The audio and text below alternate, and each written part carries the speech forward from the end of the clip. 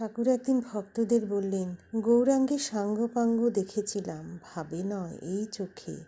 আগে এমন অবস্থা ছিল যে সাদা চোখে সব দর্শন হতো, এখন তো ভাবে হয়। মাকে কেঁদে কেঁদে বলতাম, মা, ভক্তদের জন্য আমার প্রাণ যায়, তাদের শীঘ্র আমায় এনে দে।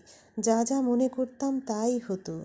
পঞ্চবটিতে তুলসী কানন করেছিলাম জপ ধ্যান করব বলে।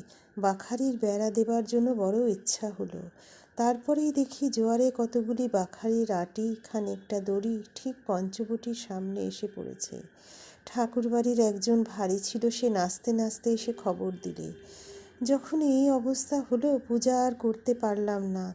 বললাম, মা, আমায় কে দেখবে? মা, আমার এমন শক্তি নাই যে নিজের ভার নিজে লই। আর তোমার কথা শুনতে ইচ্ছা করে, ভক্তদের খাওয়াতে ইচ্ছা করে। এসব মা কেমন করে হয়?